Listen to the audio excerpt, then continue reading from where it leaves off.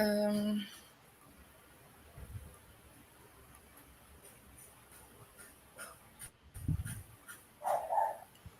I think we're now live.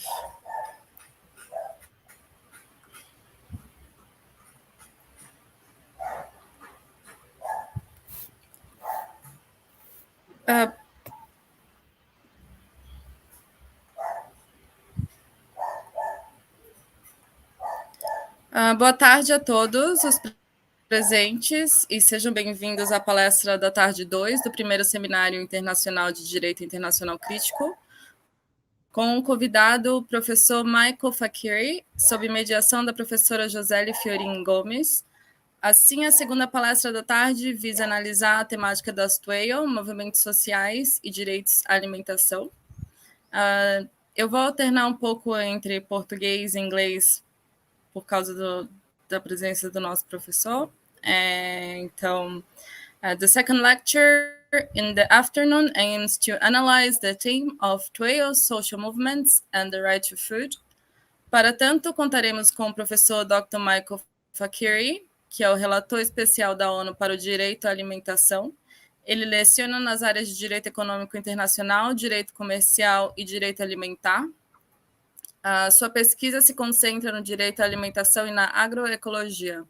Sua agenda teórica envolve a investigação do papel do direito nas aventuras imperiais e capitalistas. Ele é membro do corpo docente do Centro de Direito Ambiental e de Recursos Naturais, onde colidera o projeto de resiliência alimentar. O professor Fakiri recebeu seu doutorado pela Faculdade de Direito da Universidade de Toronto, LLM da Harvard Law School, LLB da Queen's University e um bacharelado em Biologia pela University of Western Ontario. Antes de iniciar seus estudos de pós-graduação, ele começou sua carreira jurídica em um dos principais escritórios de advocacia de negócios do Canadá, mais tarde mudando para uma prática em defesa da justiça social. So we will have Professor Dr. Michael Fakiri. I hope I'm not butchering your name. He's the United Nations Special Rapporteur on the Right to Food. He teaches in the areas of international economic law, commercial law, and food law. His research focuses on the right to food and agroecology. His theoretical agenda involves investigating law's role in imperial and capitalist adventures. He's a faculty member of the Environmental and Natural Resource Law Center, where he co-leads the Food Resiliency Project. Professor Fakiri received his PhD from the University of Toronto, Faculty of Law. He has also an LLM from Harvard Law School, a LLB from Queen's University, and a bachelor degree in biology from the University of Western Ontario. Prior to pursuing graduate studies, he began his legal career with one of Canada's leading business law firms, later shifting to a practice in social justice advocacy. Esta palestra será mediada pela professora Joseli Fiorin Gomes, que é doutora em Direito pela Universidade Federal do Rio Grande do Sul, mestre em Direito Público pela Universidade do Vale do Rio dos Sinos, especialista em Direito Internacional pela Universidade Federal do Rio Grande do Sul e graduada em Direito pelo Centro Universitário Franciscano. Atualmente é docente permanente do Programa de Pós-Graduação em Relações Internacionais da Universidade Federal de Santa Maria, co-líder do Grupo de Estudos em Instituições e Processos Decisórios nas Relações Internacionais, é pesquisadora do Grupo de Estudos de Direito e Consumo Sustentável e do Grupo de Estudos Ásia-Pacífico, estes todos na mesma instituição, bem como do Grupo de Estudos do Sul Global, junto à Universidade Federal do ABC, e do Grupo de Estudos e Pesquisa em Direito Internacional, na linha de pesquisa Direito Internacional Crítico, junto à Universidade Federal de Uberlândia. Desculpa pelo barulho. E antes de passar a palavra à professora Joseli, lembramos que ao final da apresentação será aberto espaço para perguntas e comentários de todos os participantes. Vocês poderão utilizar o chat do YouTube para enviar as perguntas para os palestrantes da mesa e, ao final, algumas serão selecionadas para serem lidas e respondidas. Esperamos que tenha um excelente evento. Agora cedemos a palavra à professora Joseli para dar andamento aos trabalhos. Professora, a palavra é sua. Obrigada, Juliana. Boa tarde a todas e todos. Sejam muito bem-vindos à nossa segunda palestra do dia, a palestra da tarde, neste nosso evento, que está indo tão bem, com palestras tão interessantes. Eu vou oscilar também um pouquinho entre o português e o inglês, para cumprimentar também o nosso convidado. Então, good morning, Professor Fikiri. Hope you're well in Oregon. It's an honor to have you here and to be able to listen to you and to discuss your lecture today. I'm gonna say some remarks to our audience in Portuguese because not everybody understands everything in English. So I'll introduce your lecture for them in Portuguese, and then I'll pass it on to you to start your lecture. Bom, temos hoje, então, a alegria de receber o professor Michael Fakiri, da Universidade do Oregon, que é também o Special Rapporteur das Nações Unidas para o Direito à Alimentação. Então, estamos aqui na presença de um grande especialista na área, e hoje, o professor vai conversar conosco um pouco sobre um tema especialmente importante para aqueles e aquelas que se interessam pelo direito internacional crítico e pelas abordagens terceiro-mundistas do direito internacional. Ele vai analisar o tema das TWAIL, ou seja, das Third World Approaches of International Law, então as abordagens terceiro-mundistas do direito internacional, com os movimentos sociais e o direito à alimentação.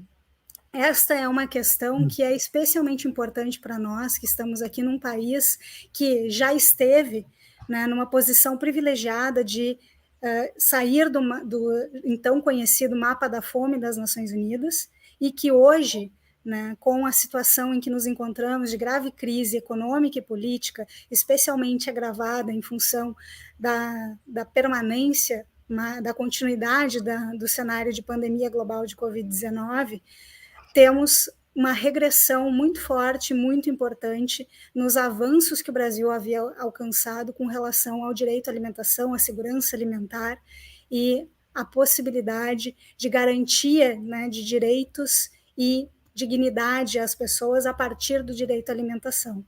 E trabalhar também com questões referentes a movimentos sociais é bastante importante para as abordagens terceiro-mundistas do direito internacional, porque justamente em várias das suas fases, como nós vimos na palestra de ontem do professor Luiz Roberto Silva, nós vamos encontrar vários teóricos que trazem justamente as discussões da necessidade de que os movimentos sociais e diversas categorias de pessoas que foram esquecidas ou obscurecidas pelo direito internacional de matriz ocidental tradicional venham a contribuir para a formação e a execução do direito internacional atual, a partir desta abordagem crítica.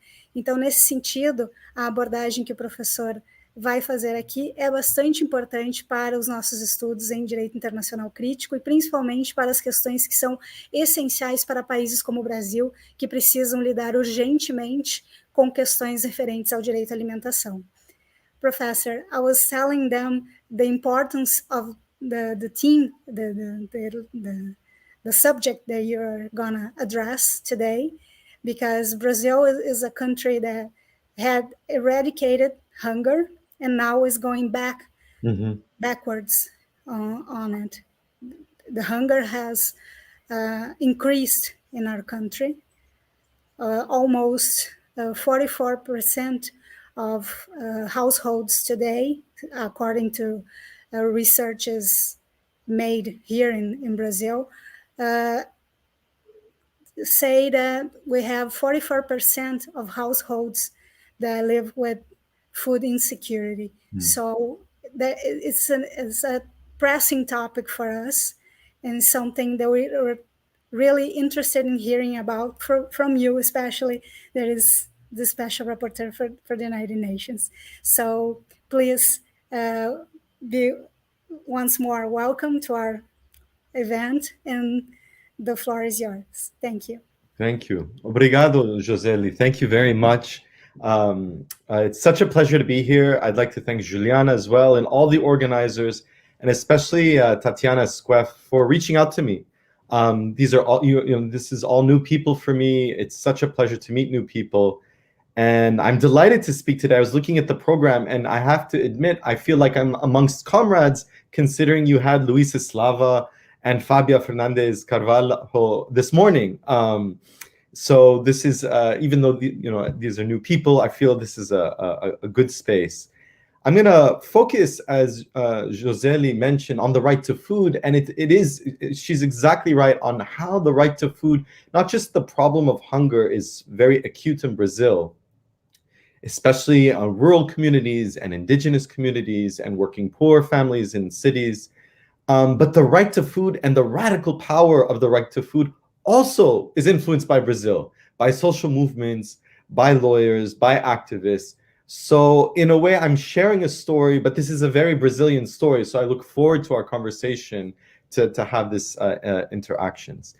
And I'm going to focus on corporate power and corporate accountability, because many of the problems in the food systems of the world, loss of biodiversity, increase of hunger, increase of malnutrition, a lot of them are connected to corporate power. And that's what, to some degree, what I'm going to focus on. And corporations, as many people know, they garner vast amounts of wealth and power, and this isn't a new issue. Corporations and the history of colonialism go hand in hand.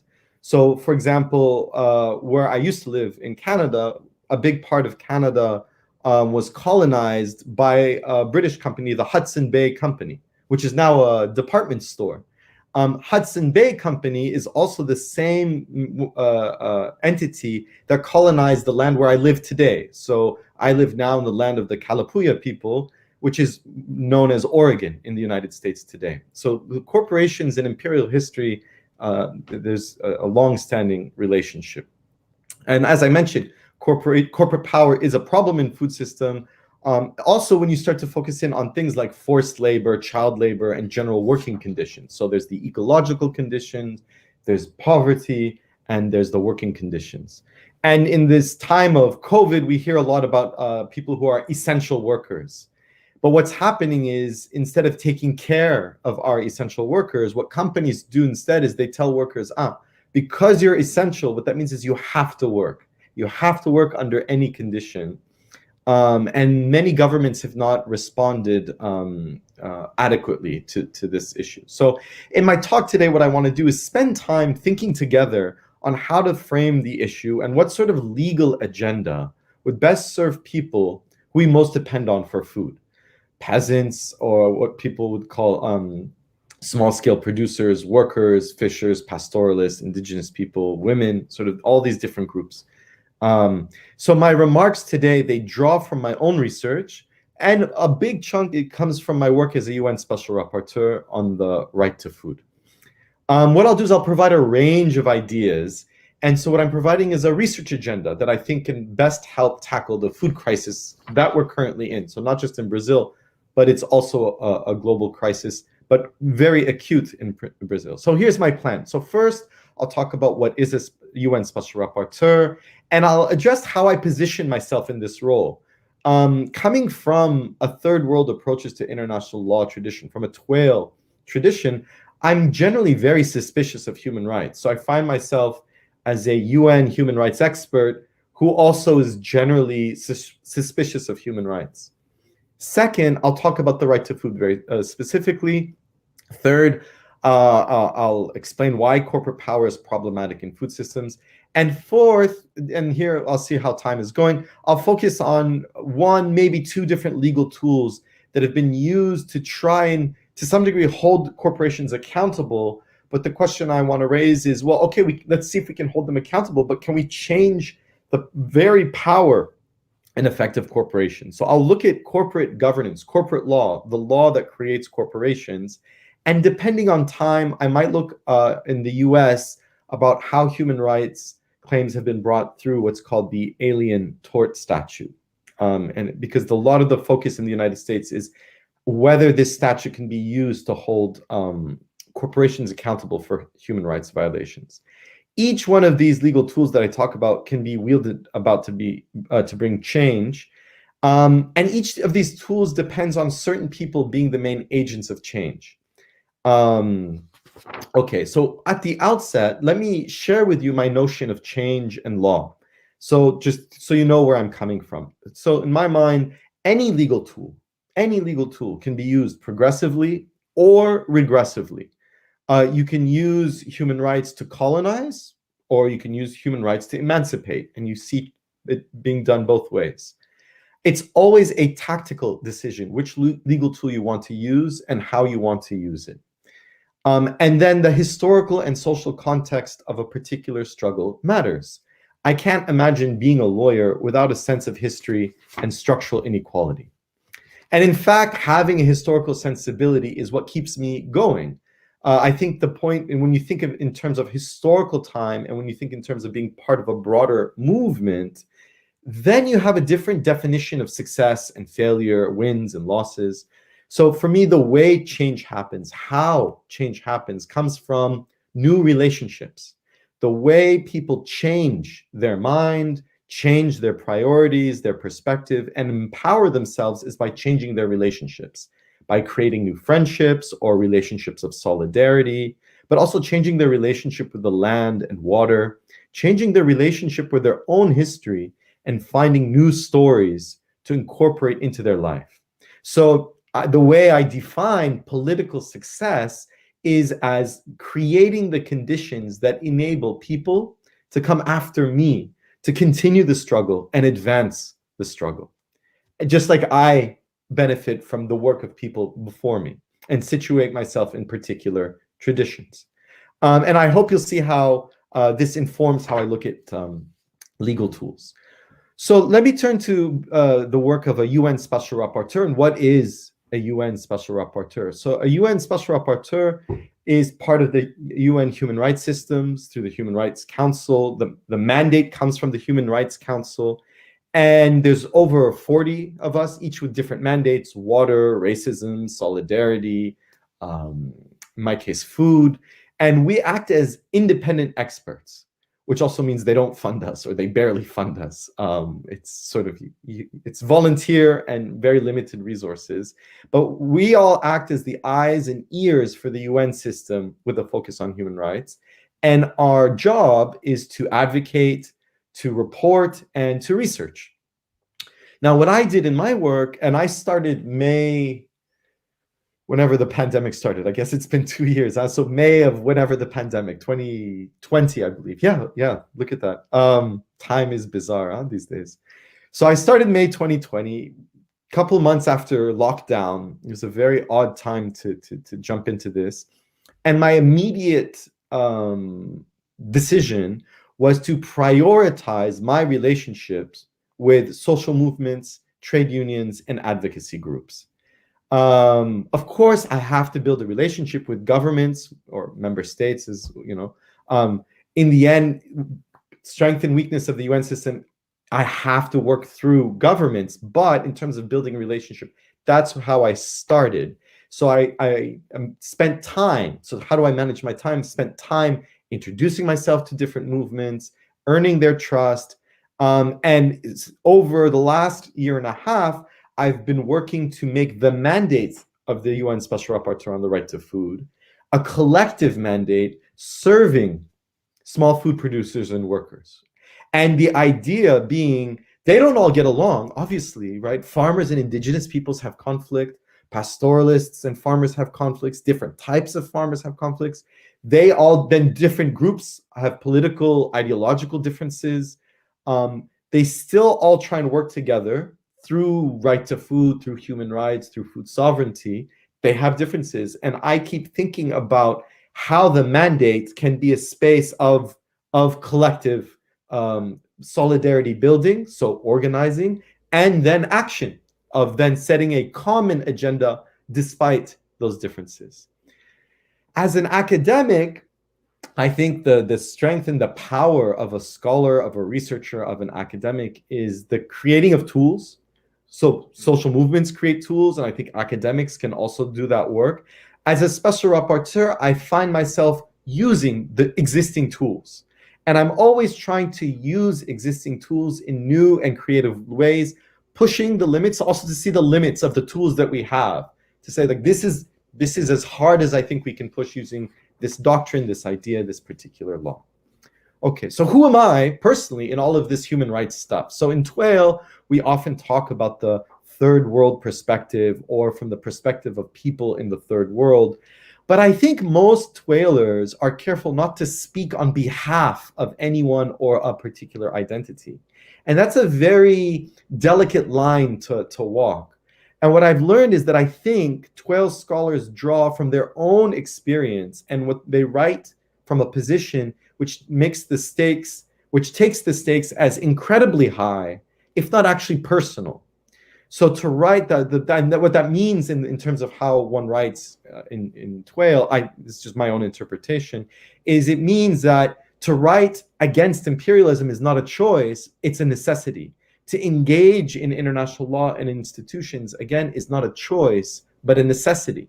And so to tackle the dark sides of international law is a matter of survival. I think that's if one could describe a style, a political style of TWAIL, that might be one. So for me, it got personal quite recently. So on August 4th in 2020, a stockpile of ammonium nitrate exploded in the port of Beirut in Lebanon. So this is where I'm originally from. And this was one of the largest non-nuclear explosions in human history. And it was caused by the oligarchy that governs Lebanon.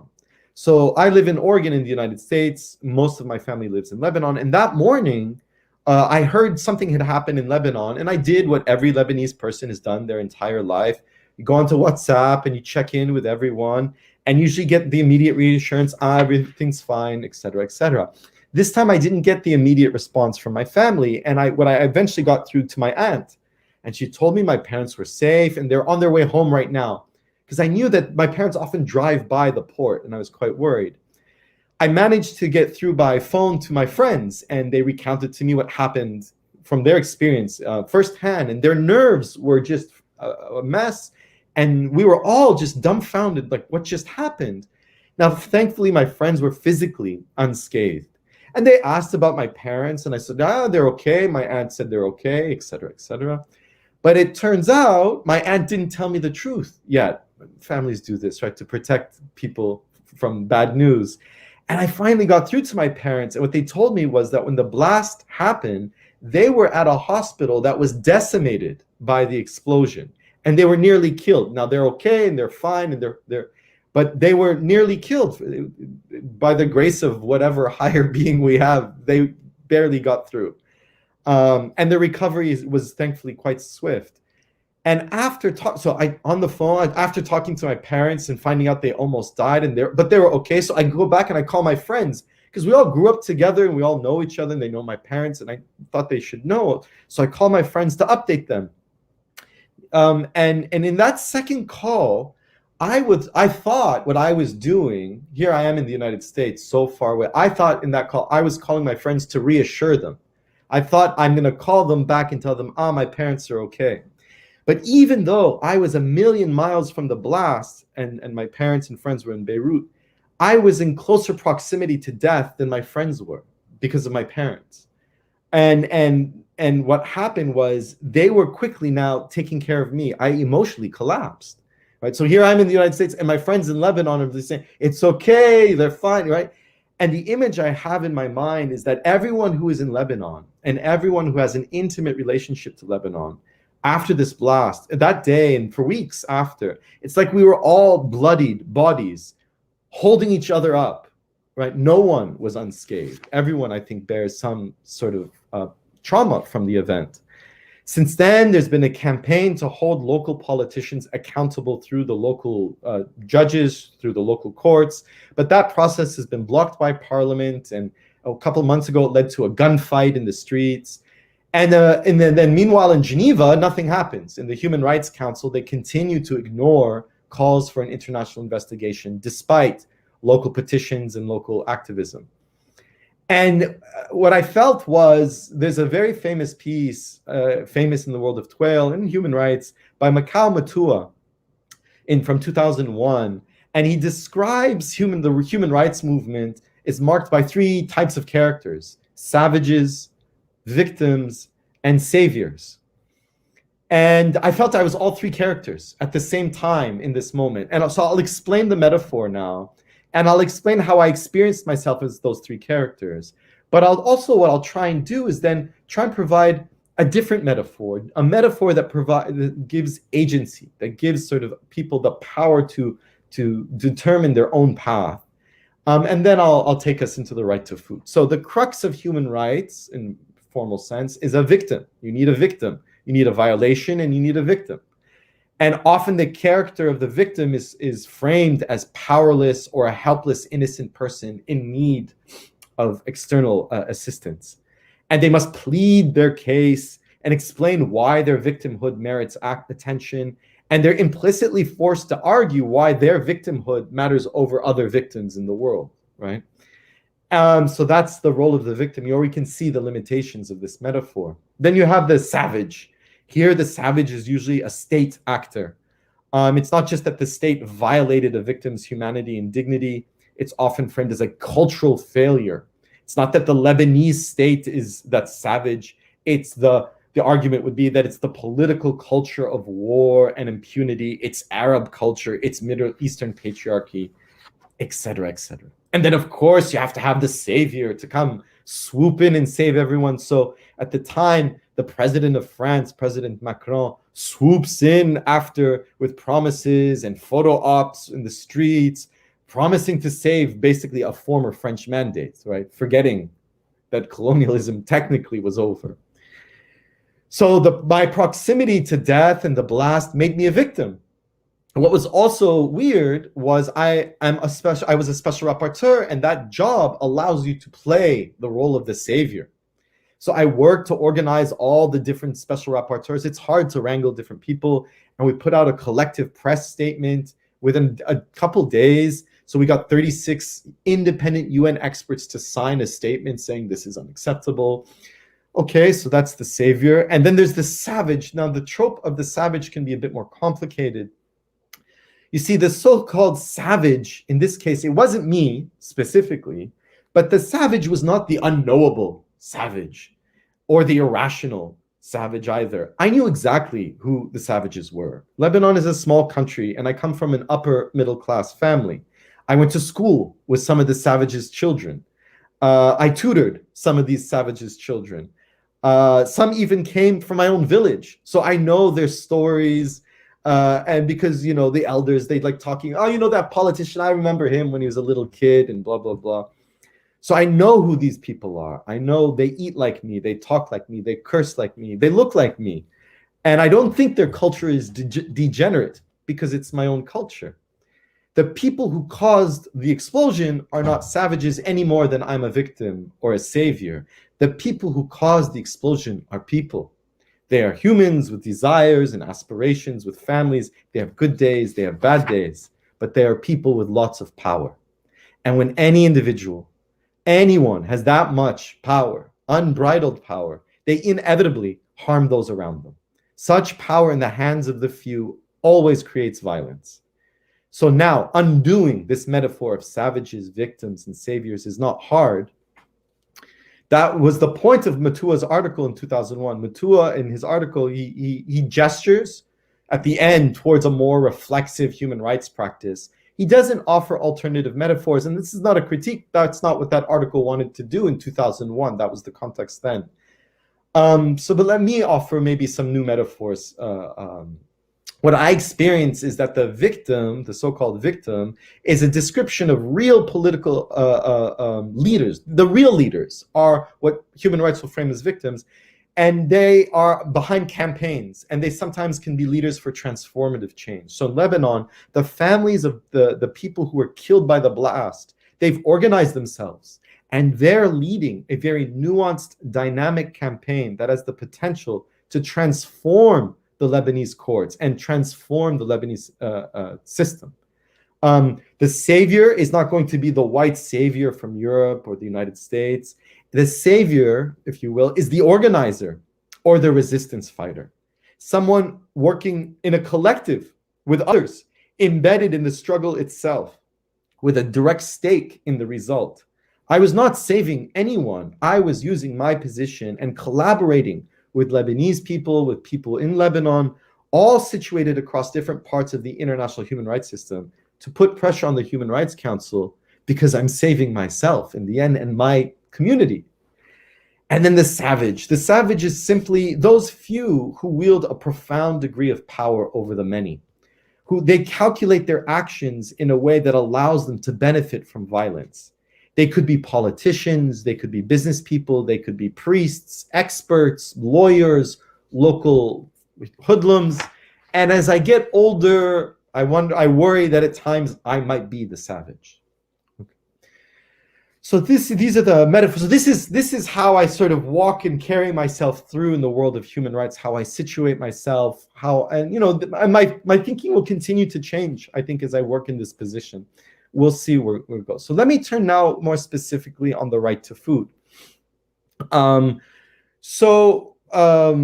One reason I wanted to become a special rapporteur was to develop a relationship with social movements, with peasant groups, with civil servants, with international civil servants, sort of with a wider range of social actors who are engaged in legal struggles. So not just lawyers as such.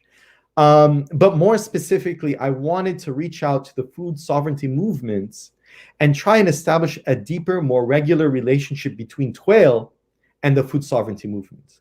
TWAIL, in my mind, is a movement. It is a scholarly movement. It is a movement that is focused on political struggles and social struggles within academic institutions, universities, journals, reading groups.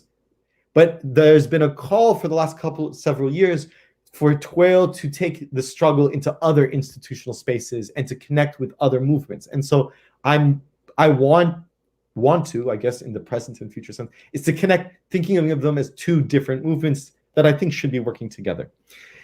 But the other reason I applied to be a special rapporteur is because the food sovereignty movements have always inspired me. They've inspired me in their resistance to the WTO. They inspired me in their careful, ambivalent use of human rights. And the food sovereignty movements are not human rights movements as such. They are comprised of social movements that use human rights sometimes, and when they do, it's in a very tactical way. And so it's because of social movements that the right to food specifically is the radical tool it is today. And hopefully we can keep that dynamic going into the future. So my political offer to the movements is I think they should consider a wider range of legal tools, and I think TWAIL can offer those tools. So my ultimate goal, again, is to build this relationship. Okay. Now, wow, time is flying. Let's see. Okay. Let me talk about my institutional strategy then, if you will.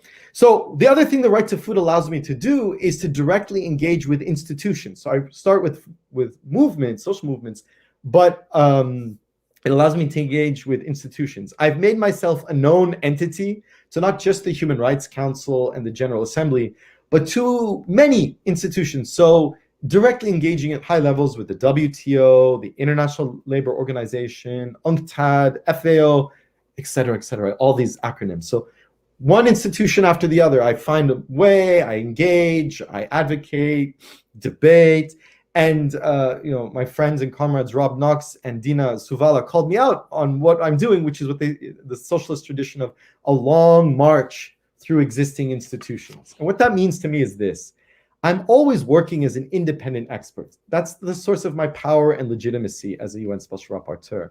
But that position can be nuanced in a lot of different ways. At times, I'm operating as an ally. Sometimes I'm a diplomat.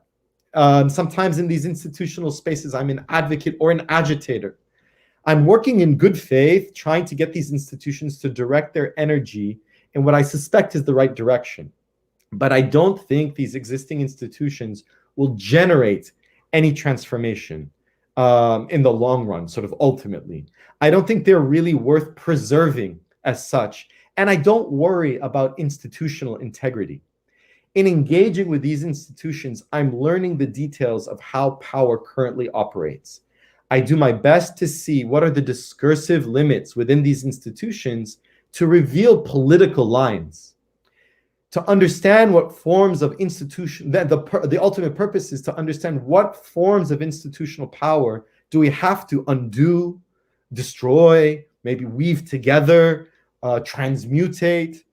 One goal then I have is to publicly share what I'm learning about the political limitations of these institutions, but I'm also trying to work in a way that contributes to clarifying a broader political strategic agenda. In this case, transforming the world's food systems so that they are sources of justice in life.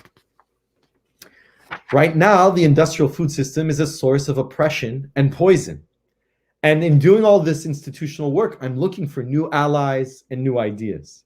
So I keep pushing for and proposing ideas for new counter institutions, or finding existing counter institutions and highlighting them, learning from them, amplifying them. So resist and rebuild, resist and rebuild. That's what the long march through institutions sounds like to me. Okay. So that's sort of the framework, the big picture, the theoretical perspective that I'm coming from. So let me focus in my remaining, about 15 minutes or so, on food systems and corporate power. We've seen more clearly than ever during the pandemic how industrialized agriculture and food production are a breeding ground for pathogens. So not only do they harm people, but they're a breeding ground for pathogens. Meat packing plants around the world have fostered the pandemic. They spread the virus to nearby communities because of poor working conditions and environmental abuses. Because they treat food like a commodity, industrial agriculture has demanded greater biological homogenization. So when you reduce genetic diversity in this particular way, it enables faster growing, harvesting, slaughtering, and transportation. In this industrial intensification harms animals, it debases animal life. It allows employers to prioritize profits over workers' rights, and it's designed to make farmers dependent on companies for their seeds, for their fertilizer. And so where we are today is 4 agrochemical companies control 60% of the global seed market and 75% of the global pesticides market. It's telling that the companies that sell farmer seeds are the same ones that sell pesticides. After all, seeds are the core element of any food system. Law is integral to this process. Small-scale farmers are being encouraged to engage in contract farming, to sign contracts with these companies as a way to access global markets, and the idea is to benefit from supply chains. But these contracts usually leave farmers and workers with detrimental results. It deepens inequality, it dispossesses people from land, it puts them into debt. And the underlying problem is that individuals use corporations to ensure that they will not be held responsible for human rights violations. This is the very purpose of the corporate form. So I'll turn to my theory of a corporation. The function of a corporation is to allow individuals, shareholders, to pool their resources to make something or provide a service. People can collectively organize themselves in a lot of different ways: partnerships, cooperatives, public bodies, worker-controlled entities. But a corporation organizes resources in a very particular way. It reduces an individual investor's risk by limiting shareholder liability for the wrongdoing of the enterprise. So corporate law and governance, they turn corporations into legal persons with a huge amount of rights and very few binding obligations. So as a result, individuals can reap all the gains, but not be held responsible for any social harms. And this is a matter of both national and international law. So since the 1950s and taking off into the 1970s, international investment law has greatly benefited transnational corporations. Debates at the 1974 World Conference were about the rise of corporate power. Recently, there was a UN Food System Summit in 2021, and the role of corporations was very controversial. Corporations are also protected in global supply chains because they can limit their own liability against human rights violations through contracts with suppliers. So corporations will buy goods and they'll claim they're not responsible for the actions of those they do not have a direct contractual relationship with further down the line in a supply chain. So they'll say corporations are protected because when two parties form a contract, a third party who's directly harmed but not a party to that contract has very little reprieve through contract law. So basically we see the world being dominated by corporations in food systems, and they use wealth to generate more wealth instead of using life to generate more life. And we see the concentration of power through corporations on a global scale is symptomatic of an underlying political economic system that is defined by inequality. The world's richest 1% emit double the carbon of the poorest 50%.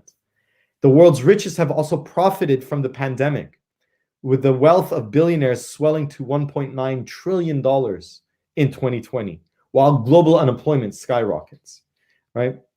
And the problem stems from the fact that one problem is the legal building blocks that create a market, contracts and property, have licensed investors to use corporations to financially benefit and create violence and harm people. In a sense, I'm kind of talking about capitalism, but I don't have the time to focus on what do I mean by capitalism, et cetera, et cetera. I just want to put that aside for now. So in my remaining time, let me just talk about, so I'll just focus on corporate law now. Corporate law and corporate theory in the remaining 10 minutes. So again, as I mentioned, corporations allows individuals to pool their resources to make something and provide a service. They, in effect, profits are privatized and the costs are socialized. That's the function of a corporation. That's what it does. Now, there's a long-standing debate over, well, what's the purpose of the corporation? What's the objective of a corporation? And there's no predetermined legal answer. Every corporation has a different purpose, and different shareholders have different values. A US scholar named Lynn Stout, she summarized it perfectly when she wrote, and I'll quote, "Maximizing shareholder value is not a managerial obligation, it is a managerial choice." End quote. So I don't, and since the 1970s, especially in North America, maximizing shareholder wealth has become almost like a primary directive. In the 1970s, there was also a huge international push against the rising global power of corporations. So the 1970s is a good place to start historically. Of course, you could do a full historical study and start in the 17th century, but we'll just be in the 70s mostly.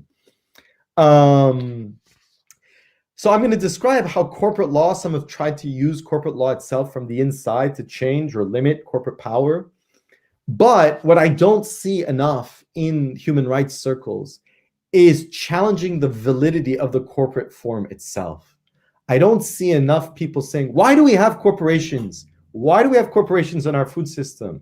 We don't need corporations to have a flourishing food system that is based on principles of fairness, that increases biodiversity. Most food systems in the world have done well without corporations. So that I don't see enough of that challenge happening, but that's sort of for the future. Turning to corporate law, there have been some arguments about the nature of corporations, like I said, through corporate law, corporate governance itself. And there's 4 scholars I really like reading in terms of the world of corporate law. This is work people like Dan Danielson, Kent Greenfield, Aaron Deere, Sarah Seck to some degree. And they've looked at corporate governance in a way that encourages government regulators and activists to become corporate law experts. So they're talking to the activist community saying, learn corporate law. That's where the power is. And their underlying point is that corporations with different types of ownership and decision-making structures may force managers to take different types of decisions while they're pursuing their business purpose. So if you change the incentives internally and the power dynamics internally, you change the type of decisions that will be made. And so they've suggested things like creating broader and more long-term understandings of officers and directors' fiduciary duty. They've looked at things like expanding the legal obligation of a corporation to include not just abiding by domestic law, but also international law. They've looked at things like including community stakeholders in the management and governance of businesses. And I think this is a very interesting path to continue working on. But I want to add another element that gets left out by this discussion of corporate governance. There are so many other legal forms already in existence that help people pool and organize their resources to work on a project. This falls under the broad umbrella of what some people are calling social and solidarity economics. So it means looking at things like trusts, cooperatives, employee-owned businesses, mutual aid networks, informal markets, community organizations. Legal research is starting to develop in this area, and I can only speak sort of on what I've surveyed in the English-speaking world, but I think there's more that can be done from the English-speaking world, and I think more collaboration across different legal traditions can be done for sure, because I know many people are working on these areas in different places, and it's really about trying to find more collaboration. Now, you'd have to think about how do these enterprises, they still have to operate within an existing capitalist system, but I would add, but still try and get past or through capitalism. And I have not seen too much thinking in terms of social and solidarity economics on an international scale. It tends to be very local or maybe regional. So this would be what the feminists call a prefigurative agenda. That is, taking the tools we have to build new tools, new communities, and for the future that we want right now. Okay, so I won't discuss the Alien Tort Statute, which is probably better for everyone. I'm happy, we'll see where life takes us in the conversation. So just to conclude now, because I'm eager to get to our discussion.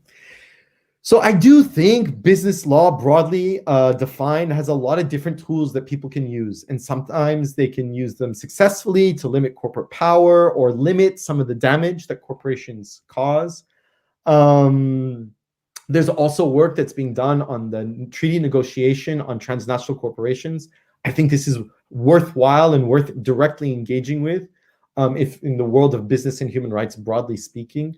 I personally don't find corporate social responsibility really worthwhile. I think there's a lot of other areas, and I can explain more later if we want to talk about that. So there's a lot of existing choices. Business law is one of them. I don't think business law can tackle the fundamental problems of today. Maybe the treaty, I think, is, again, that one is a good one. But I want to expand the agenda. And I think the question we must always ask is, what role does law play in disempowering people in the first place? Or, to ask it a different way, how does law empower others to control our bodies, to control our time, to control our communities? And that's the part that really interests me, is what role can law play in empowering people, to enabling them, rather, not empower. People have the power, but enabling them to organize their power. And undoubtedly, corporations must be held accountable, but to think past corporations and to think through and beyond capitalism. So I think there's a strong argument that even if you succeed in diminishing corporate power, you still have these problems of capitalism. So here's where I'll end it on this. I think if people are empowered or are enabled in the first place, are enabled to demand better wages and living conditions, control their time, control their bodies, control their relationship with the land and water, this would reduce the degree of exploitation in the food system.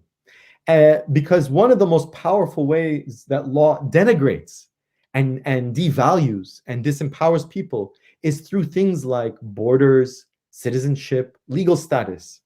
So what makes people migrate from the countryside to the city or move to another country is often dispossession from their own land or from their own home. But it's also poverty and armed conflict. People are profiting from other people's misery. What makes a migrant worker cheap labor is not the fact that they are foreign or from the countryside, but on the fact that they are a visa or undocumented or removed from their community. Agricultural work is precarious, not because the work is unskilled. Often people say unskilled labor. Picking fruits and vegetables quickly is highly skilled work. It's that agricultural law will often carve out exceptions from employment and labor protections, leaving agricultural workers incredibly vulnerable. I know in the United States, federal law does not provide agricultural workers the right to form a union. Other workers have the right to form a union, except farm workers. Also in the United States, child labor is allowed as long as it's a family farm. If it's your own child. It's as if families are not spaces of patriarchy and oppression. Families are where we start with patriarchy and oppression. But so you can start looking, if you start looking at law through these agricultural exceptions, you see all the exploitation it becomes clear. Women's labor is devalued in a very particular way. First, all the care work that is necessary for humans to reproduce life and flourish is often relegated to women. Cooking, cleaning, child rearing, teaching, saving seeds. Food is central to this economy of care. Then that work is treated as essential, but undervalued or not financially supported. And then on top of that, sometimes women are expected to participate also in the formal workforce, making the care work invisible. So that's why most women are working twice as hard for half the pay, to use that old slogan. In labor law, as a discipline, the focus is often more on industrial labor. Agricultural workers are rarely the main focus. In food policy, well, at the same time, in food policy, the focus is on farmers, and workers are usually addressed as a secondary matter. I'm not saying I'm going to become a labor law expert, or you know, all these other types of experts, or an immigration lawyer, or anything like that. Rather, it's about understanding the strengths and limits of the tools in business law, in human rights, in international law, the areas that I know. But it's then about reaching out to others in the spirit of solidarity to continue developing a legal agenda that tackles the food crisis, that serves people. A legal agenda that is about enabling people means that if law can be used to enable people to mobilize and organize, it may change the very nature of the state and people's relationship to the state. That is, it may create the political preconditions necessary to fuel a push against corporations, but maybe ultimately through and past capitalism. So I'll end there and turn it over to Joseli and see where our conversation goes. Thank you so much, Professor Fakir. It was so nice to hear you.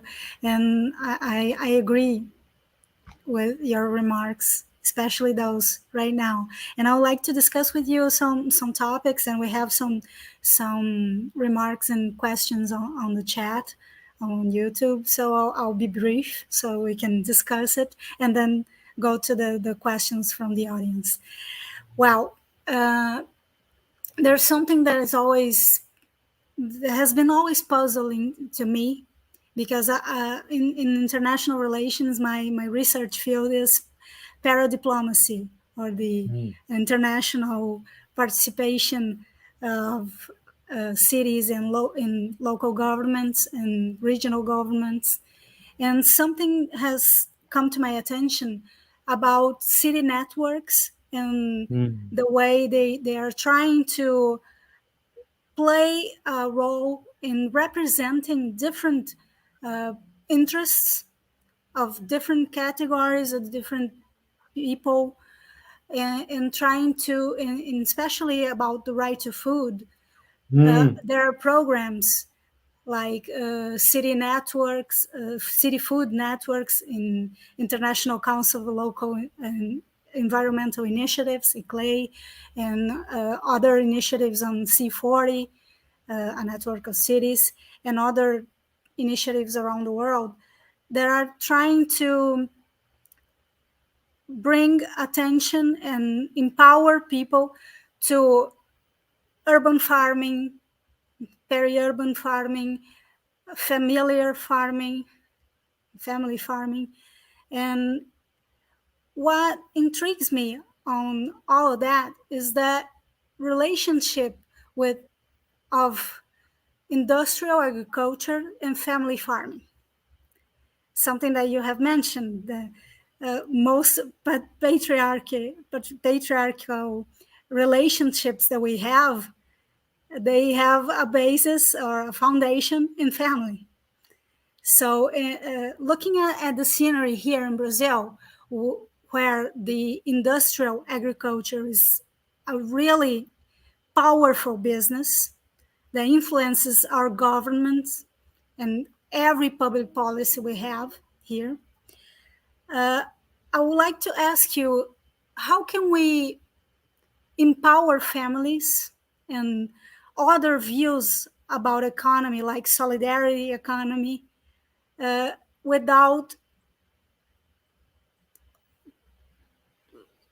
thinking about families and shortening the global chains of value? How can we try to empower people by public policy and better laws if family is on the basis of patriarchy? Yeah. So how can we focus on another type of business or another type of agriculture that can really lead us to structural and cultural change? Yeah. So we can surpass capitalism and this the predatory nature of industrial agriculture. Thank you, Jose. That's the question. So so first, let me just start on cities. So you've identified two entities, spaces, if you will, or almost institutions that don't get discussed enough in international law, right? Like cities and families.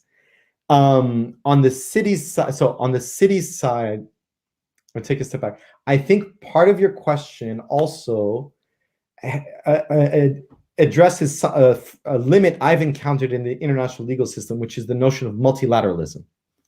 So let me do that first. Let me explain then the limits of multilateralism, and then how thinking about cities and families might allow us to get out of or loosen multilateralism or blow it up in a more interesting way. I don't know why I have such violent metaphors today. Maybe because it's my Lebanon stories. Who knows? I'll reduce the violence in my metaphors. What often happens in conversations is this idea of, okay, powerful countries don't like working multilaterally because it forces them to compromise, and they feel that they don't need to compromise because they have power. Okay. Smaller countries like multilateralism and this idea of one country, one vote, because it allows them to organize, to create negotiating blocks and use that leverage to force powerful countries to negotiate on more fair terms and to get a better deal. This type of multilateralism, however, is still stuck in the 1950s. It's still stuck, and so this idea, the Bandung Conference in 1955 is Asia and Africa is liberated. We all have our own independent countries. South America was looking at Asia and Africa. They're like, okay, we've been waiting. We've had it. You're welcome. Brazil, this is actually Fabio's work. Brazil has an ambivalent relationship with Asia and Africa. Are they European? Are they the third world, right? There's all of this is going on.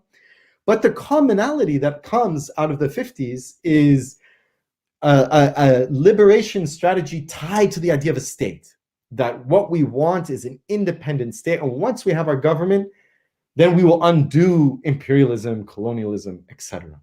But what happened, and here I can only speak really from my region, but I think this is everywhere, where then what it gave all of our national leaders is a carte blanche, a green light to oppress their people domestically and fight imperialism. So they may very well be fighting imperialism, but at the same time oppressing their own people, because the state itself, the entity, the structure, the power, combined with how the people entered and used that power, they are reproducing the same violence that was. So the difference is the oppressor doesn't look like Macron, he looks like me, right? This is the idea of the savage. Is not I'm now the savage because it's that guy.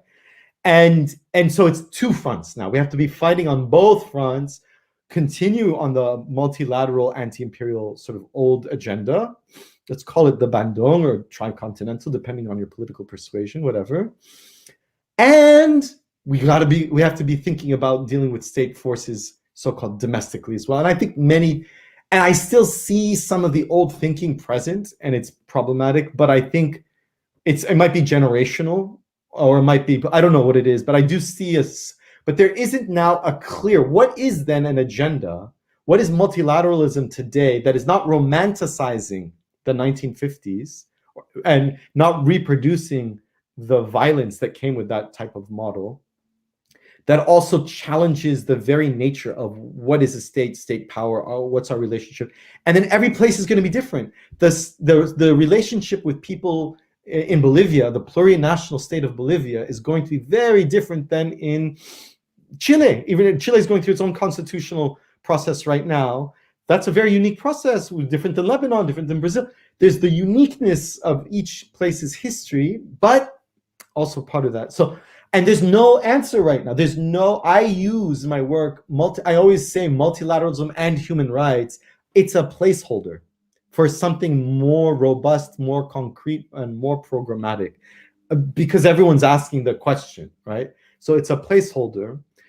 Cities is an interesting place to start. I think the cities have been very active. I think these city networks are very interesting. They take on human rights agendas. They take on the right to food agenda. I'm seeing it in different places, meeting different city governments in different networks of these cities. I'm still learning about the power dynamics, because just because they like human rights doesn't make them necessarily progressive. I need to, so I'm learning. I'm in the phase, but I would encourage others to follow along the question you're asking, because it's in play. It's open. It's so open right now. There's not much even to resist against yet. I don't think things have hardened yet. Alliances are being formed. Discourses are being formed. It's still very diffuse. And I think this is an opportunity. And the right to food specifically is being taken up. And it is a way people are building campaigns to connect with their cities. So there is this strong social dynamic, and there are social institutions that help, right? And admittedly, Brazil's model under the old Zero Hunger program of connecting schools to local governments, to local farmers, for me, that's always actually been a model. That for me is, I always kept thinking, what would that look like internationally?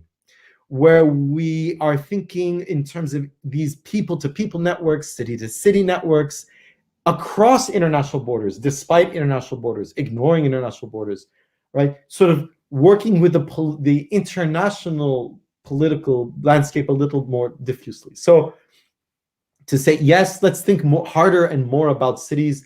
There's this is an idea in international law that ebbs and flows in popularity over time. It's I think in a point of like, yes, let's all think about cities. And we're lucky in that the special rapporteur on the right to housing is Balakrishnan Rajagopal, who wrote the book on international law from below and social movements, inspired by Boa Santos, right, as well. So this, again, there's a lot of Brazilian content here and Twale content going on there. On families, I still am a student in this area, and I still, again, so this is where it would be, let's connect with comrades and colleagues in what we would call family law, and see what are the debates going on there. So what's the feminist, anti-capitalist agenda that's been a big fight since forever, like long-standing traditions and movements and all of that, and how do we connect with them? I personally, the place I started in terms of reading is the work on household. So taking out of the family as such and calling it a household, almost more of a social economic unit and not just one of kin. This is the work of Carrie Riddick and others whose name escape me right now, admittedly. But so that's, the connecting part, and that I found real help. But here's where I would then, the food and agricultural point. I think there's often a danger of romanticizing family farming. And I think the better category is collective farming. Farming has to be a collective endeavor. Even in the mentality of the United States, where it used farmers to settle the West, they gave people free land. So the idea of the cowboy settling the West, or the farmer on the frontier and the pioneer, they still depended on collective, social, national subsidies, structures, and support to be able to be the rugged individual that they are. So even in the most individualistic system, it still depends on the social structures. So if we think of farming collectively, we can say, let's not romanticize or privilege the family unit. Kinship networks matter. Of course, the family matters as a legal entity, as part of farming, but let's call it collective or some other type of category, so that we can undo the patriarchal power and not treat the family as the pure ideal in any way, and that could open things up. So those, here I'll end on this. So I think a good place that has been helpful on the cultural transformation, to your point, there's a couple years ago, through the 20 years of work of like La Via Campesina and many other movements, pushed and worked with some governments, and they got the UN Declaration on the Rights of Peasants and other people working in rural areas. It's a long name. And they politicized the identity of the peasant. And I think this is, in many languages, when you call someone a peasant, it can be used derogatory, right? To say, they're uneducated, they don't know, they're a peasant. They politicize the identity of the peasant, and they bring it closer along with the identity of indigenous, as in the UN Declaration on the Rights of Indigenous Peoples. And I think there's a lot of opportunity to use the identity of the peasant as a political choice of an identity, not a natural way of being. And I think there's that, and I see people using that identity of the peasant in international legal spaces, in international institution spaces.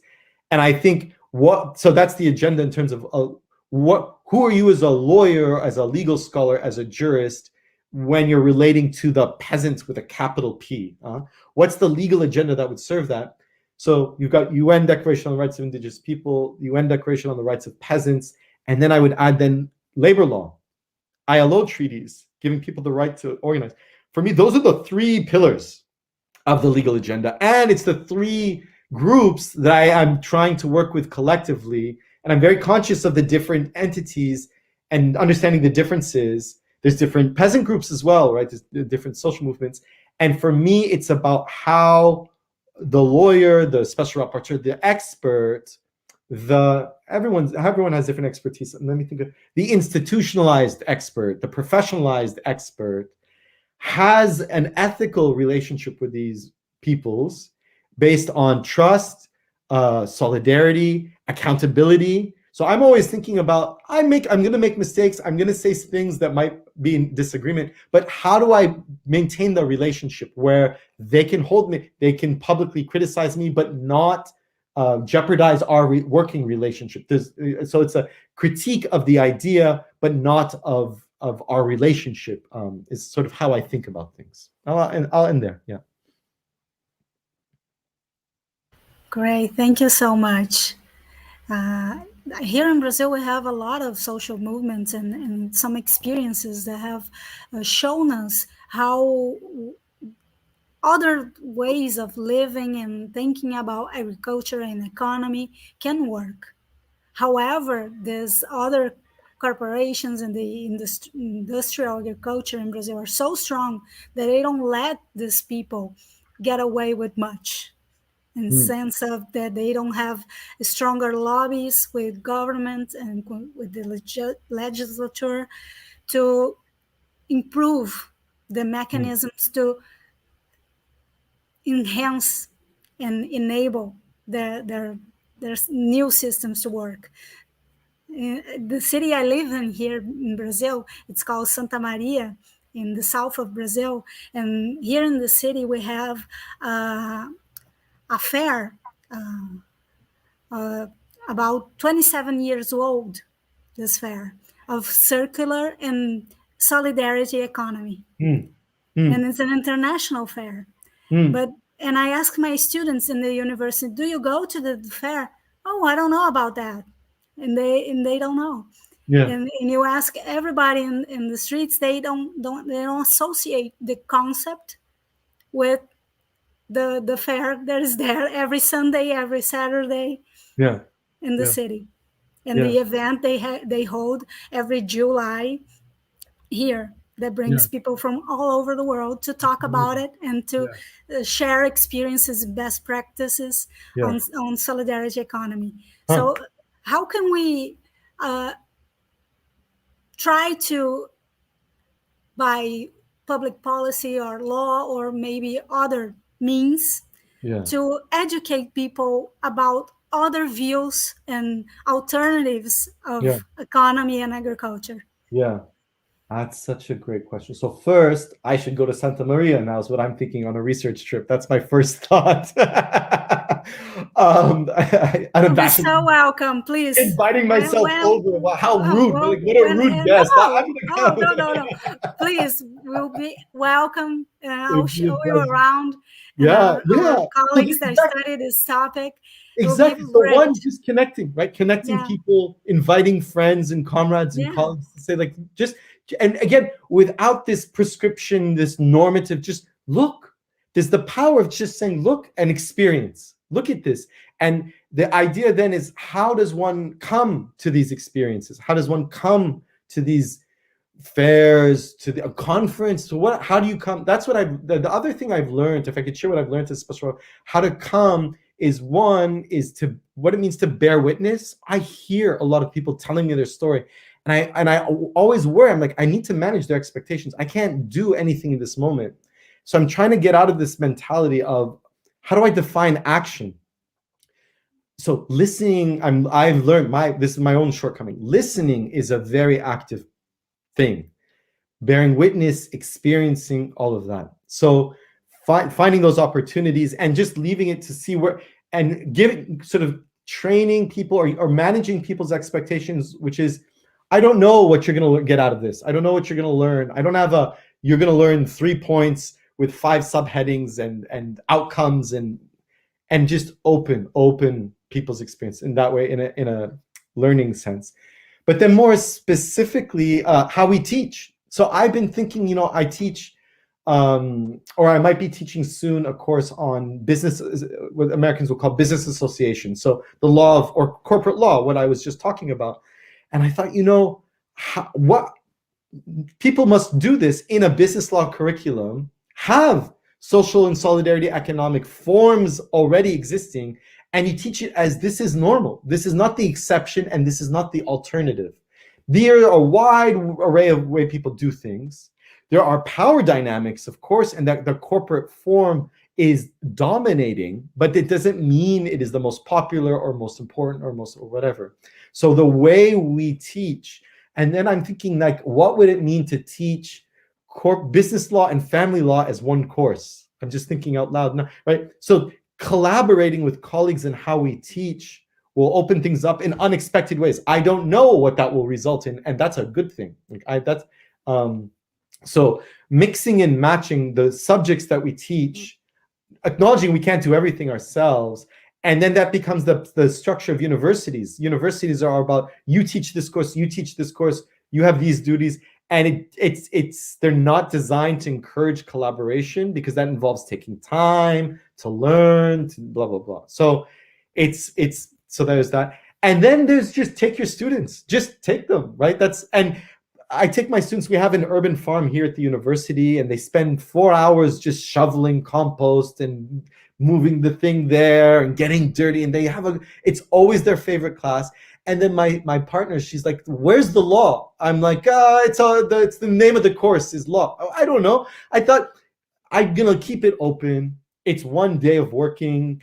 It's to all physical abilities. Like, no matter what your physical ability is, there's always something you can be doing, cleaning something, organizing something, shoveling, moving, helping the work, like making sandwiches for the people that are digging, whatever. And so I think I do that to give the students an experience in working collectively. And these are their future colleagues in a place outside of the textbook in the classroom, so that they experience each other as people, as just full human beings. And I tell them, bring your children, bring your spouses, bring your dogs, whatever. And it changes. And what I find the next day, or whenever we meet the next time in class, everyone's talking a little different. Everyone's a little looser. Everyone's a little more comfortable with each other, right? So bringing it into our teaching techniques, because I think for me, teaching, I'm appreciating the radical potential of teaching even more now than I have in the past. Yeah. Perfect. Thank you so much. We have a few questions if we still have time. Yeah, Professor Tatiana. We're here, what, 45 more minutes, 30 minutes? What's the plan? I think so. Okay. I'll ask Juliana to confirm it here in our private chat, but I think so. Professor Tatiana Skeff says the following. I would say a high point of the achievement of the right to food was under FAO's José Graziano's directorship due to the internationalization of the Zero Hunger program. But it seems that now it is not a reality. Nevertheless, today we are focusing on the healthy environment agenda. Do you think this agenda, which is a global preoccupation, should be FAO's focus? Shouldn't it highlight the problems of capitalism and the commodization of food items? Great question. Thank you, Tatiana. So I think that's right. I think under Graziano, that's exactly what he was doing, was internationalizing the Zero Hunger program. And I engaged with them a little bit in our work through the Food Systems Summit. And he said this publicly, how frustrated he's been both internationally and nationally, sort of the moves backwards. I think I would open up the question before we focus on FAO in this regard, which is which institution should be the site of engagement and contestation. FAO yes, in some degree, we have to reconcile and pay attention to FAO. There's the Committee on World Food Security, the CFS. There's ILO.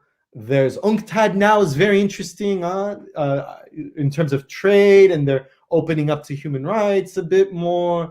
So I would open to say, just because FAO has food and agriculture in its name doesn't necessarily mean that will be the place. So I would say the internationalization of Zero Hunger was also not just Graziano, but it was also the food sovereignty movement was well positioned at the right place at the right time. So it was an alignment of different forces combined with the food crisis of 2007, 2008. So it was the political circumstances of the time combined with certain people being in certain places and then certain relationships allowing for that to happen. So then FAO is a very different place today. Is there any hope? I think the FAO and then with the UN Food Systems Summit, it's just this place where morale is low from a human rights right to food perspective within FAO and around FAO. But then so maybe we would phrase it in terms of, okay, how should people, scholars, movements, etc., however you want to say how should people engage with FAO? Now, what I have learned about FAO is there's a lot of groups. It's huge. You have the agroecology group, you have the lawyers within FAO, you have the Right to Food Office. There are very interesting groups within the FAO. Can we connect them all with the human rights community and food sovereignty movement and all of that? So it's almost working with FAO despite you're not going to get leadership from the top. That's I think what I'm saying. Yeah. So there's sort of mid-level engagement that I think is well worth because there's so much resources. That's the thing is why do we bother? They have money, they have experts, they have influence. And I would also flip it to say what governments. Another way is to engage with your national government. So what happens is FAO will come with a plan and say we will help you develop your national food plan. We'll bring our expertise and we'll help you. What I've been advising governments, city governments, national governments, is to say, the more you have your own food plan, let's call it a right to food plan, the more you can tell FAO what you want from them. So you kind of change the tenor of to say, okay, we want agroecology, we want water, we want farmers' rights, we want etc. We know you have the expertise, please develop the program for us. Not FAO saying, well, we have best practices and we're going to tell you, we're just going to adapt it to the local context. So there's a way for people to engage nationally to make the international work for their own communities. And then this, I'm still thinking in terms of questions on the environment and climate change. The Human Rights Council recently recognized the right to environment as a human right. I'm still thinking through because my instinct is, more human rights isn't always better. So it's more like paying attention to what are the different ways people talk about the environment and what's the right way. And here I have to just learn more. 12 colleagues who work in the environmental realm. This is Julia Dem. This is Usha Natarajan. This is Karen Mickelson, to get a better sense of them, of what's the most strategic use, Carmen Gonzalez, what's the most strategic use of human rights in the environmental space, in the climate change space, and then I know the world of food, and how do we connect these things? Thank you. We have another question by Nicole Trevisan, who is a researcher in the Critical International Law group here.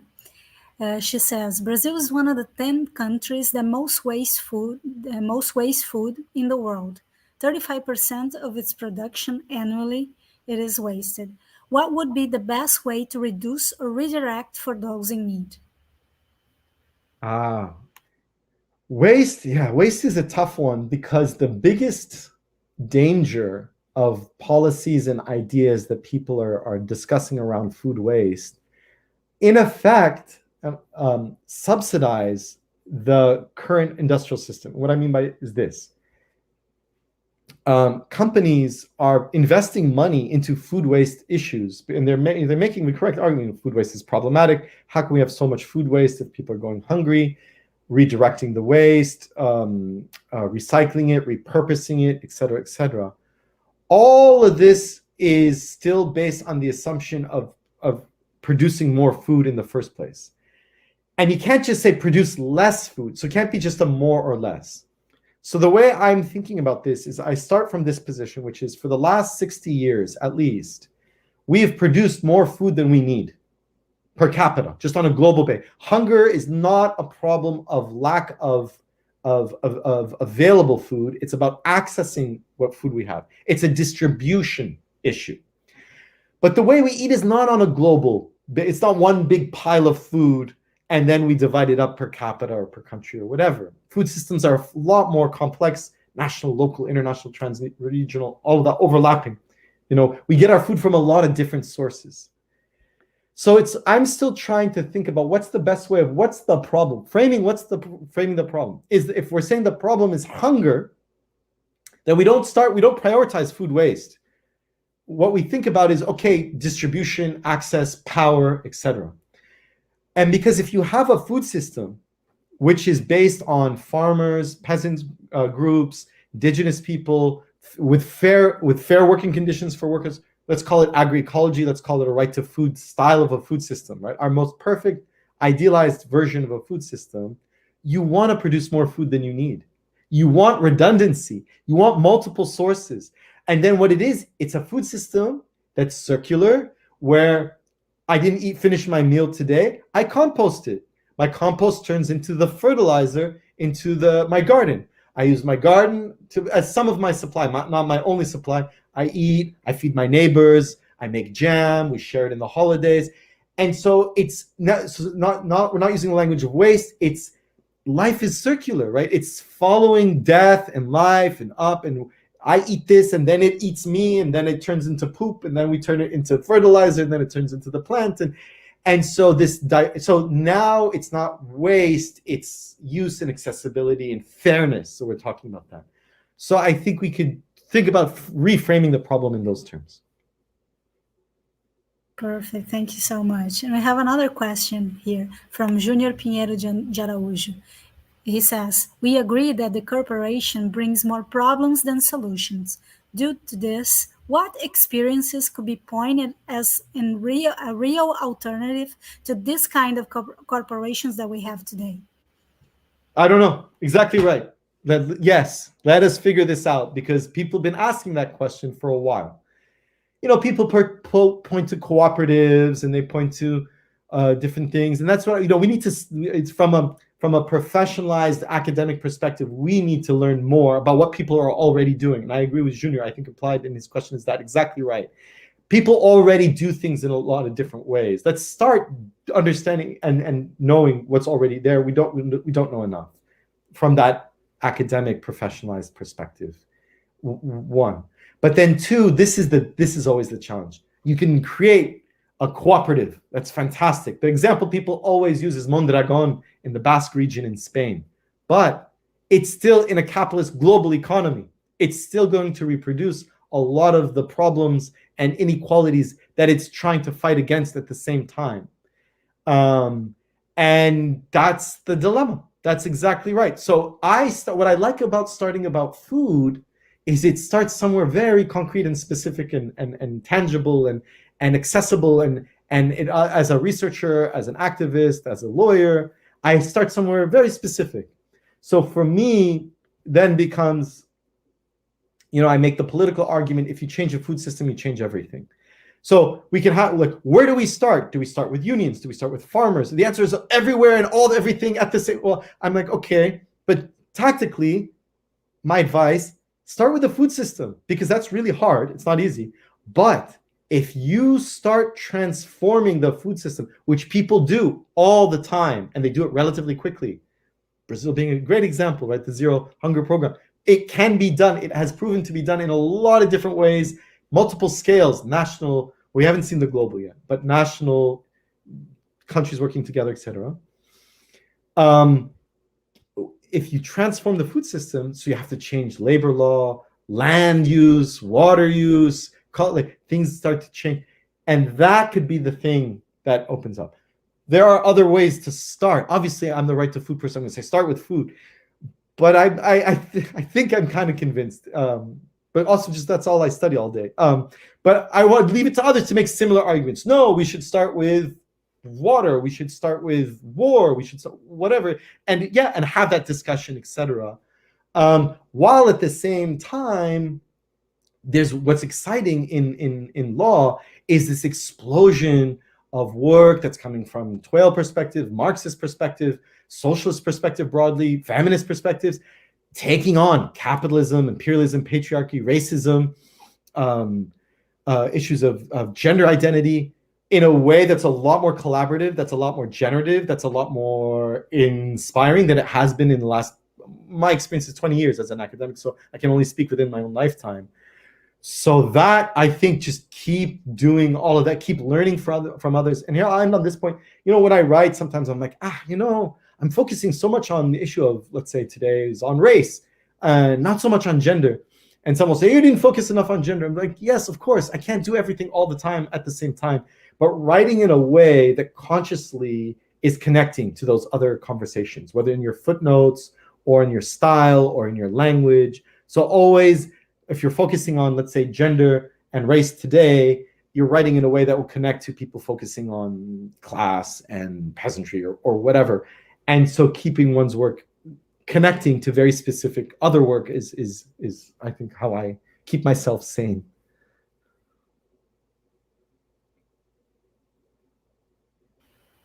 Perfect, Professor. Thank you so much.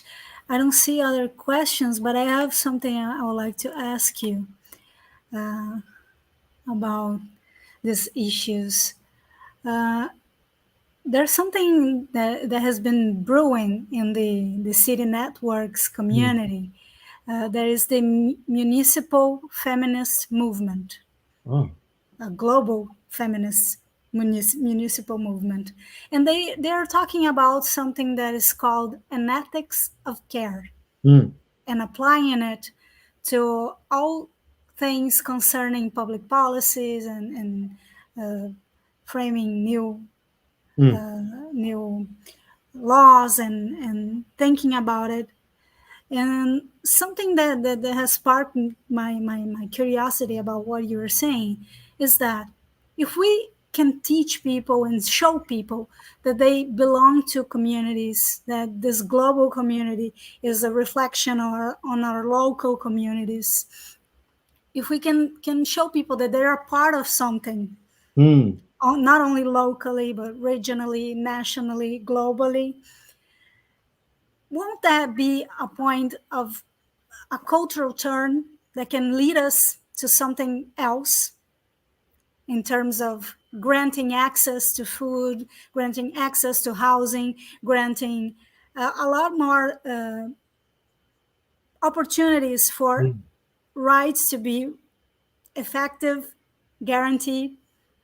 I don't know. That's, something for us to think about it together. Yeah, thank you. So first, I'm really heartened by this. I mean, this is, to learn about this feminist city network and this idea of their putting the idea of the ethics of care.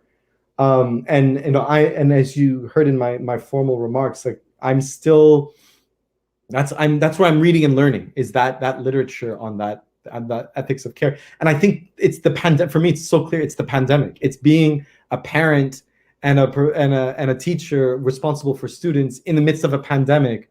All of a sudden, I realized taking care of each other is actually what you need to do first before you do anything else. And I think people who didn't realize that before are acutely aware of that now. So it's not by chance that the idea of care work is in people's mind more. I wonder, this idea of the cultural shift and making people. I love how you framed it as you're making people aware or reminding people maybe of you're part of something. You are part of something, and it's what is that something, right? And it's both saying you're a part of something and you get to say what is that something that you're a part of.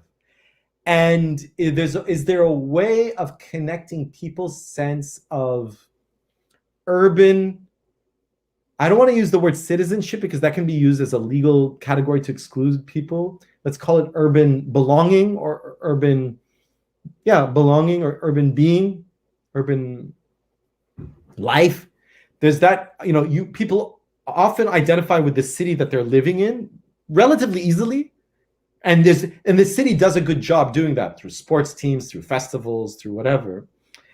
Is there a way of doing that to say, and we are a feminist city, we are a right to food city, we are a human rights city, we're an ethics of care city, whatever works.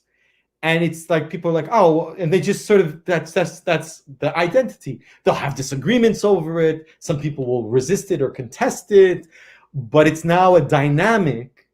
And that it means, and it could mean something in certain coalitions. So some cities I'm like, what a fantastic, I would love to live there. Their sense of the right to food. And I see, and that's what they're doing. So the bringing, and I think I appreciate this, especially because of the pandemic. I used to underestimate the power of just bringing people physically together to meet, talk, learn as a cultural way of connecting. And I want to go back to something you said on the way you framed your work on para-diplomacy. So the city to city. And the part I'm thinking is the people to people. What are the people to people diplomacy? And this is again inspired by Bandung, but there's already existing people to people exchanges. Where my work is going, and I just finished the report yesterday. This is where my mind is. I've been focusing on seeds and farmers' rights and plants and right to seed and who has access to the seed and privatization of seeds and all of that. And what I learned, this is what I learned from the movements, from other experts, from peasant groups, from worker groups, because I knew nothing about this area, nothing. I came in just like a first-year student. Huh? What I learned is the power of all of our food systems rely on the fact that farmers should be able to save and share their seeds freely, not as that's something someone else is on, or sell them, however, in formal markets or whatever. The companies that create genetically modified organisms or create breeds that they create intellectual property rights, they depend on the farmer seed systems, on these peasant seed systems. We all rely on that as a source of biodiversity. Well, what happens is people exchange their seeds, not only in their community, with other communities. And what they're exchanging is not just seeds, but knowledge. And they're exchanging cultural practice, and they're exchanging their cosmovisions sometimes. And there's some of that happens. And in fact, the Secretariat of the Plant Treaty facilitated a few of those. So I thought, my goodness, wouldn't that be the core of a new multilateralism, is these exchanges, right? A right to food multilateralism starts with people-to-people exchanges of seeds, community seed banks, exchanging. We organize trips and we visit, we hang out, and because when you exchange the seed, I'm gaining you're giving me your knowledge when you give me your seed. You're giving me a part of who you are collectively, and I'm sharing my hospitality with you. And for me, I was like, I think that might be a place to start thinking of multilateralism.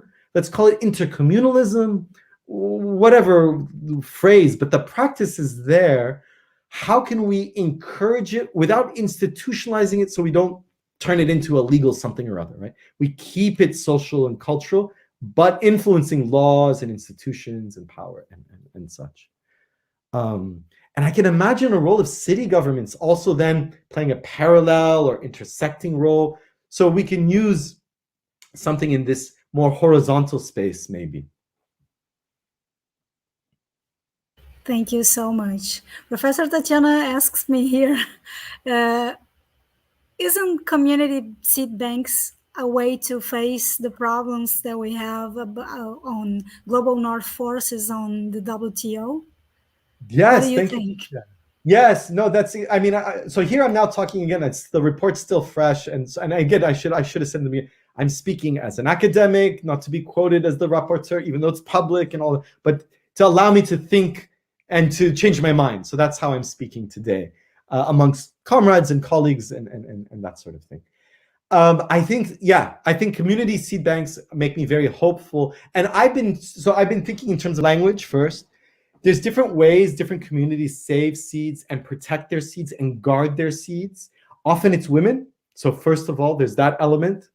It's the women who are the custodians, who are the caretakers of community seeds. So they're the caretakers and keepers of knowledge. And I never liked the metaphor of banking, but that's the common use.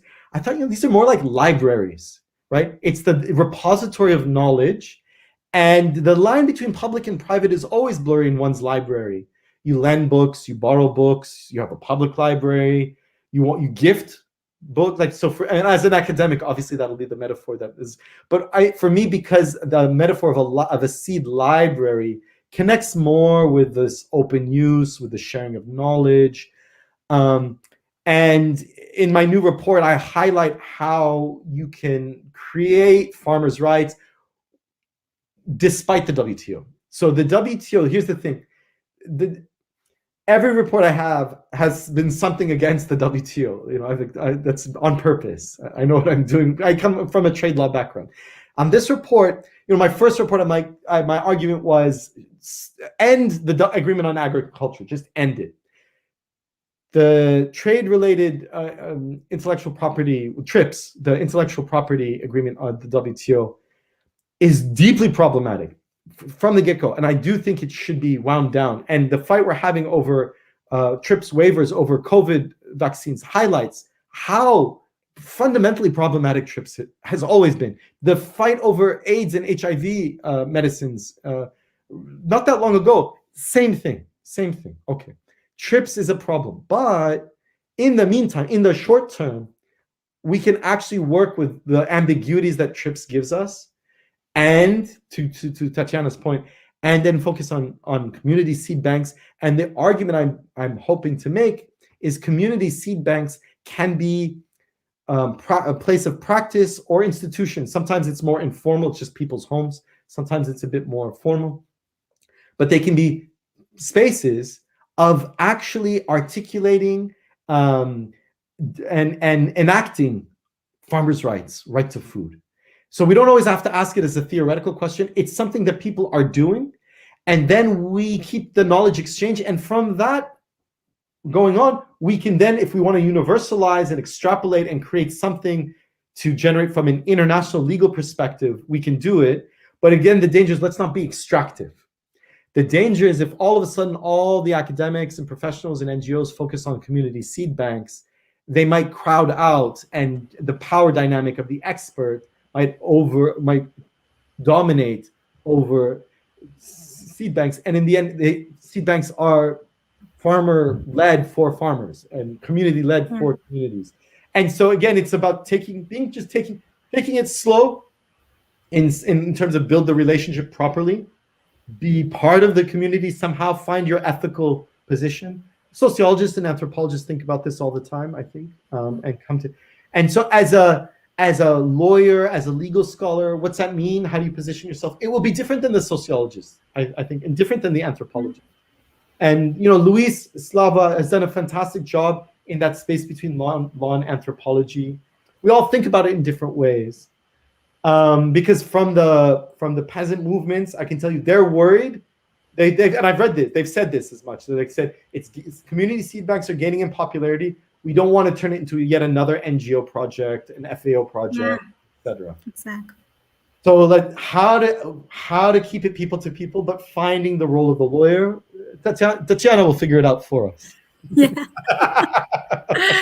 I guess so, because she's amazed by She's it. fantastic. We're probably going to pester you with questions let's after keep this to keep dialogue about it.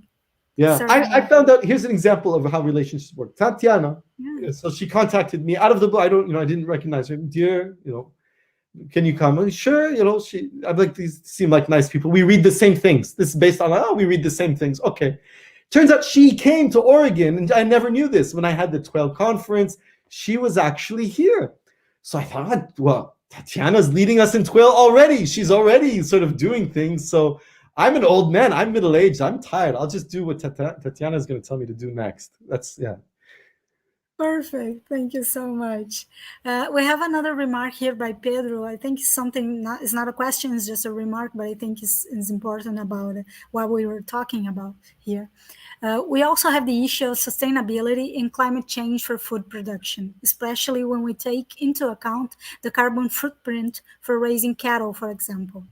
So what do you think about ways for attaining sustainability and dealing with climate change on food production? Yeah. I'll focus on meat since he raised the example of cattle. So I think the latest statistics show that food systems in the world, and these are mostly going to be the industrialized food systems, produce about 1/3 of, I can't remember if it's greenhouse gases or methane. I want to say greenhouse gases. A lot more than people thought. So the industrialized food systems are a source of greenhouse gases, a huge source, one. Two, they also, our food systems, industrialized food systems, are decreasing biodiversity. So you have these two fundamental problems: is they create and loss of biodiversity is problematic because that's the end of life if we keep doing that. And at the same time, it's a climate change issue. So it's complicated in those regards. Meat production is one of the biggest culprits in terms of both of those things: reduction of biodiversity, destroying of landscapes, making room for California. Brazil, you guys, are living with this every single day in real time. And when we say destroying people habitats, where people live, right? Where these are people's communities. It's not just about animals and biodiversity. These are communities and part of this, of course. So I'll just share the way the debate has happened. It's interesting on meat consumption. There's something. There's a lot of nuances and complicating factors, and I'm still trying to figure out how to navigate through it. One, current meat producers are entrenched in their ways, and they don't want to change what they do, many of them. Two, there's another group. They're also pro-corporation, but let's call them green capitalists. This is the people from the UN Food Systems Summit. So the green capitalists are saying, we need to stop producing meat. We need to consume less meat because meat is such a problem for climate change. And their solution is produce more food, but alternatives to meat, highly processed foods, growing meat in a laboratory, or supplementing foods. So you buy a tomato and I'm going to just invent stuff, and they've infused it with protein or whatever they're going to invent next. So there's the old industrial capitalist version, which is what we've lived with. There's the green capitalist version, and they're against each other.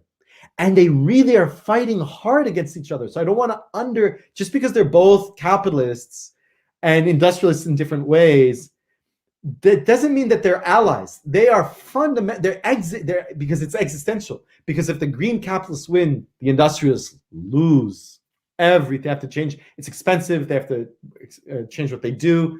Okay. Meanwhile, the rest of us are like, a pox on both your houses. This is ridiculous.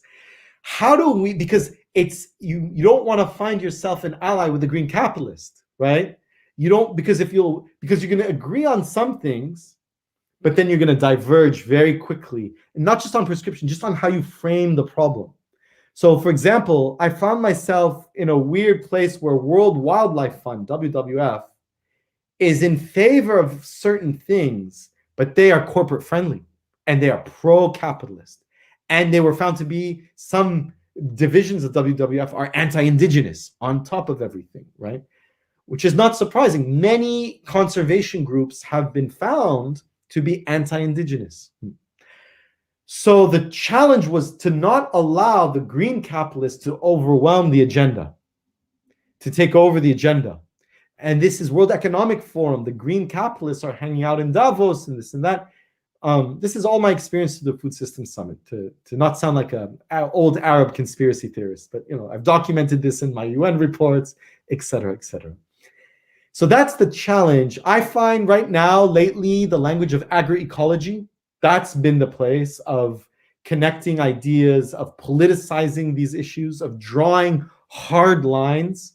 And it's something to be said where at first green capitalists and Davos were against agroecology. Now they're both against it, and they're trying to appropriate it and neutralize the language of agroecology. So I would encourage people to, that's a good place. There's in the English speaking language world, there's not a lot of legal scholarship connecting to agroecology. There's right to food. There's a little bit of food sovereignty, a little bit of law stuff in food sovereignty. Agroecology, not a lot of law. So just to encourage others to read that literature, to meet communities and groups doing that, and to think about, again, what's the legal agenda that can serve what's happening, with the limitation of agroecology is not good on labor. So the unions always remind the peasant groups, they tell them, look, internationally, we support you on agroecology as a term of solidarity. But let's remember, family farms, small farmers, peasant farmers, you guys are managers and bosses sometimes. And from a migrant labor perspective, there's not necessarily a good relationship going on here. And so we're with you on agroecology, but agroecology has not articulated a clear agenda for labor yet. That's a good place for lawyers to help out, to help out. Perfect. Thank you so much. I don't think we have other questions. Tatiana just made a remark here. We have the very same problem about environment, indigenous people, family production versus monocultures, and the demarcation of land here in Brazil. Yeah. I think we explained and covered a lot of topics, important topics. So I thank you so much for your time and for everything you have brought us today. A lot of food for thought. Thank you, Gisele. Yeah, and thank you for your generosity for you and the organizers. Like, it was such a generous space that you provided today. Thank you so really much. Appreciate it. And just good luck with the rest of the program. It does look fantastic.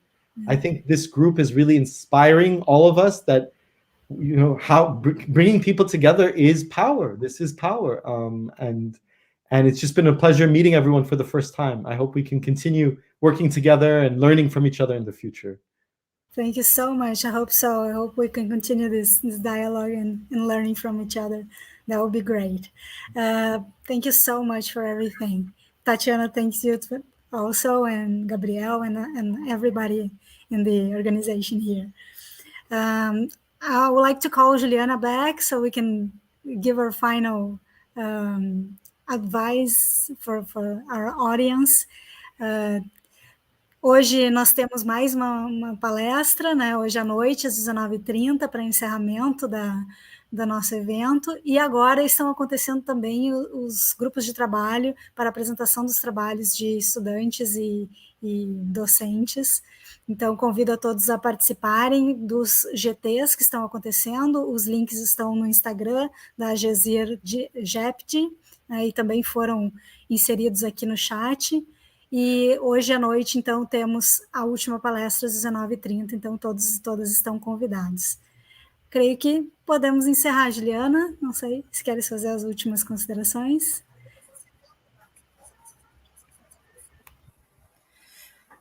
Oi, sim, obrigada, José. Thank you so much, Professor Michael. It was a pleasure to hear from you. I've learned a lot.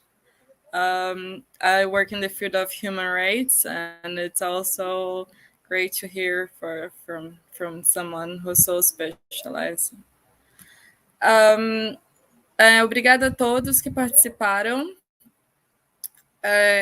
Eu queria convidar vocês para se inscreverem para o ciclo 2 do DICRI, que está com o edital aberto.